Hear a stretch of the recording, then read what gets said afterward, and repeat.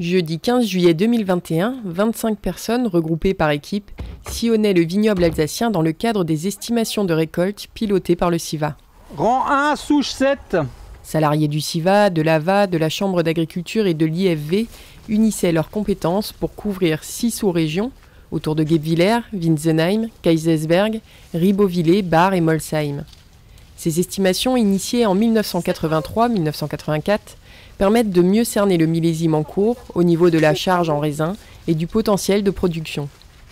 Alors estimatif parce qu'il y a un certain nombre d'imprévus qui peuvent encore arriver en saison, donc on parle plus d'estimation que de prévision, parce que prévision c'est un petit peu plus formel on va dire, mais l'idée c'est vraiment de se donner à un instant T un potentiel de production et de le garder en tête avec les éventuels facteurs qui pourraient intervenir en cours de saison, hein. Ça peut être encore à ce niveau de la saison, ça peut être de la grêle, des orages, éventuellement de la pourriture, des drosophiles, enfin voilà plusieurs facteurs qui peuvent intervenir. Donc une estimation à l'instant T, c'est un comptage qui se fait à peu près à fermeture de la grappe. On définit la date à partir de la floraison de la vigne et on fait des sommes de température en base 10 pour estimer la bonne date de ces estimations.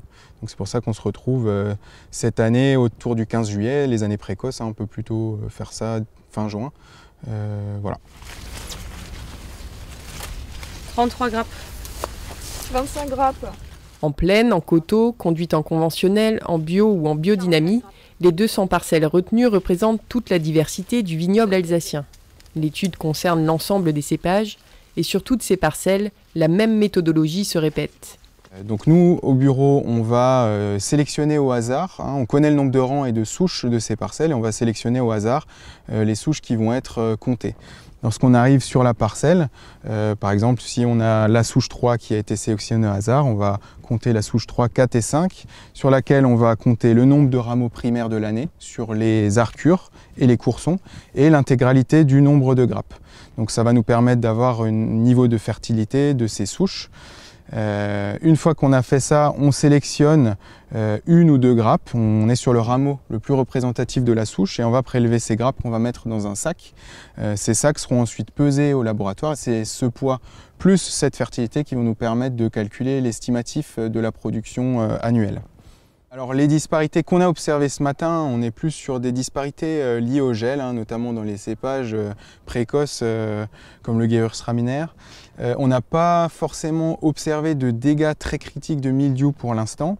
Cette année, hein, pour le coup, on va mettre une attention particulière sur ce facteur-là. Au sein de chaque parcelle, on estime l'intensité et la fréquence des dégâts sur grappe. Une intensité et fréquence d'ailleurs qu'on va confirmer au labo ensuite lors des pesées, hein. On va regarder individuellement chaque grappe et estimer un pourcentage éventuellement de contamination. Donc ça c'est un peu dans le cas 2021 qui est un peu spécifique mildiou avec des dégâts qu'on retrouve un petit peu partout au vignoble. Il faut savoir que l'estimation prend en compte aussi tout ce qui est malade. Donc ça veut dire que si on est sur une souche qui est malade mais qui a reçu une arcure à la taille et qui était donc considérée comme en bonne santé lors de la dernière taille, va être comptée. S'il n'y a pas de grappe sur ce rameau, on mettra simplement une feuille dans le sac et ça comptera pour 0. Et c'est pour ça aussi que l'estimation se veut être le plus juste possible, c'est qu'on ne passe pas à côté de pieds qui ne seraient pas productifs. Hein, on considère que les improductifs font partie de l'estimation aussi. Les estimations de récolte par cépage permettent aux vignerons de se situer par rapport à un rendement potentiel évalué à l'échelle du vignoble. Il peut ainsi adapter son action sur la vigne en conséquence avant les vendanges. Après, par contre, voilà, c'est toujours un peu délicat d'avoir une vision à l'échelle de la sous-région ou l'échelle d'une commune, parce que ce modèle fonctionne à l'échelle du vignoble. C'est vraiment l'idée d'avoir un certain échantillon de parcelles pour donner un chiffre correct. Plus on rentre dans le détail, moins on sera précis en fait, hein. C'est cette vision qu'il faut avoir. C'est comme tout modèle, c'est un échantillon de parcelles qui permet d'avoir une vision, une estimation. Lorsqu'on va rentrer dans le détail de nos observations, ça sera de moins en moins juste. En fait, c'est une certaine lecture qu'il faut avoir sur ce calcul. Alors cette estimation servira pour l'AVA à fixer les rendements annuels au cours de l'Assemblée générale donc, de septembre. Et pour le CIVA, ça nous permet à la fois d'évaluer les stocks globaux que nous aurons en fin d'année et de faire des prévisions par rapport à la fois